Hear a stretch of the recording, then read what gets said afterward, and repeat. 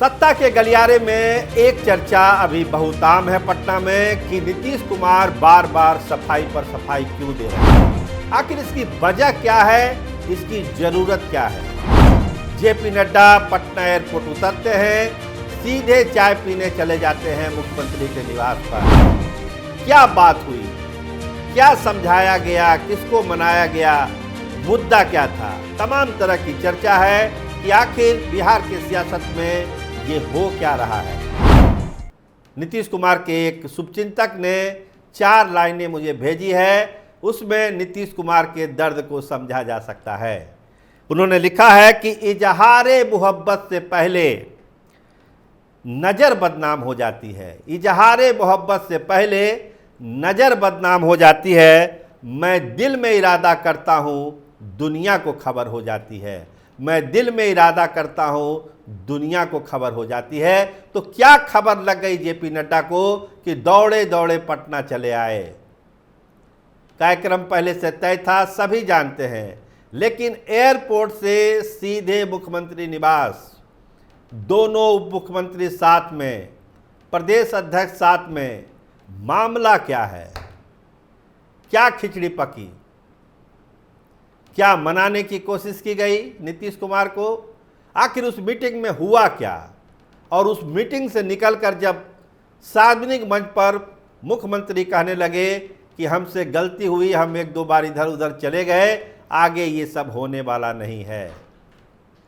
तो इस सफाई पर भी बहुत सारी टिप्पणियां हैं कि नीतीश कुमार तो कहते ही रहते हैं इस तरह की बात।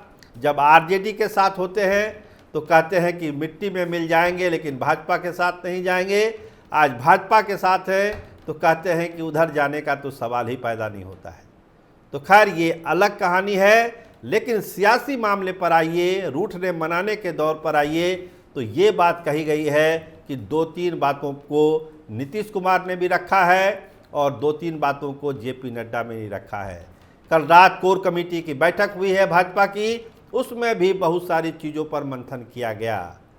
जो सीटों की संख्या है, जो बड़े भाई की भूमिका होनी है, मंत्रिमंडल विस्तार होना है और अर्ली इलेक्शन होना है, इन तमाम मुद्दों पर बातचीत हुई है उस मीटिंग में जो चाय के साथ हुई नीतीश कुमार के निवास पर।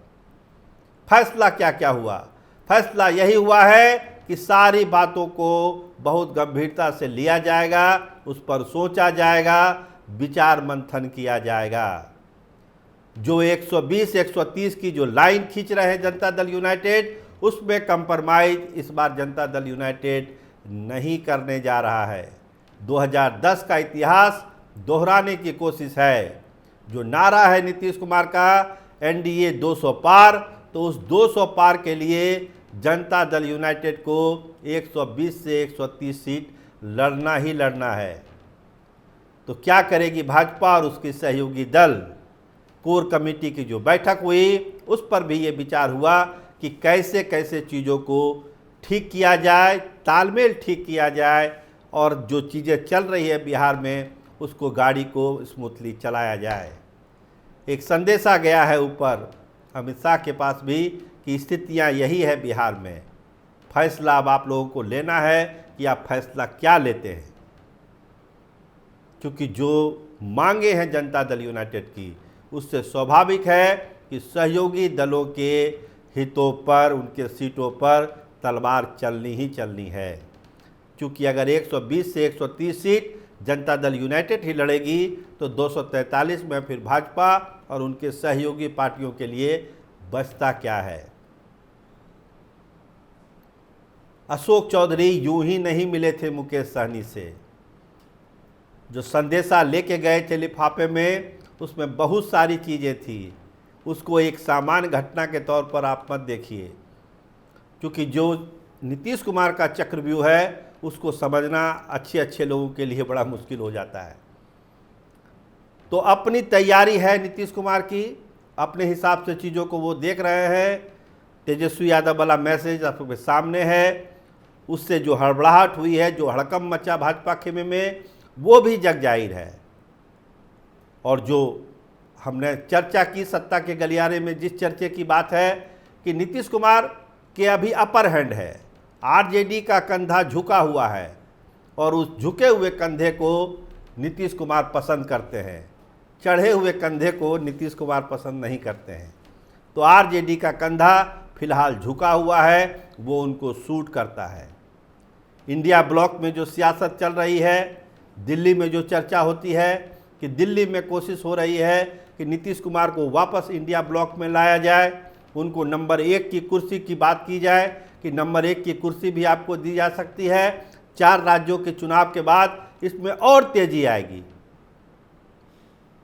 और बड़े बड़े फैसले हो गए 4 राज्यों के चुनाव के बाद। लेकिन अभी से जो मारामारी बिहार के पॉलिटिक्स में है, वो ये जतलाता है कि सारी चीज़ें बिहार से ही निकलनी है। 17 सांसद, 12 जनता दल यूनाइटेड के, 5 चिराग पासवान के, 1 जीतन राम मांझी के, मतलब 18 सांसदों की बड़ी बैसाखी लगी हुई है मोदी सरकार को बचाने के लिए।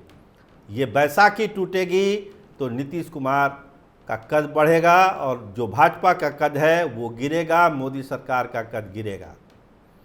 तो बैलेंस करने की ज़रूरत है। अगर जेपी नड्डा चाय पी रहे थे नीतीश कुमार के पास, तो वो बातें भी चर्चा में थी कि सब चीज़ों को पुराने स्तर पर लाया जाए, स्मूथ किया जाए और बीच बीच में जो चर्चा हो जाती है इधर उधर जाने की, इस पर पूर्ण विराम लगाया जाए, फुल स्टॉप लगाया जाए, गलत मैसेज मतदाताओं के पास नहीं जाए और एक मजबूत सरकार दोबारा 2025 में बिहार में बनाया जाए, इसकी कोशिश की जाए। लेकिन जो मौजूदा हालात हैं वो बहुत ही स्मूथ नहीं है। भाजपा भी इसको समझती है, नीतीश कुमार भी इसको समझते हैं और सहयोगी पार्टियां भी इसको समझ रही है। देखिए वक्त के साथ इसमें रास्ता निकलता क्या है, लेकिन फिलहाल दिल्ली से लेकर पटना तक यही बात कही जाती है कि तू चल मैं आई। आप देखते रहिए कैपिटल टीवी बिहार। आपका बहुत धन्यवाद, आपका बहुत शुक्रिया।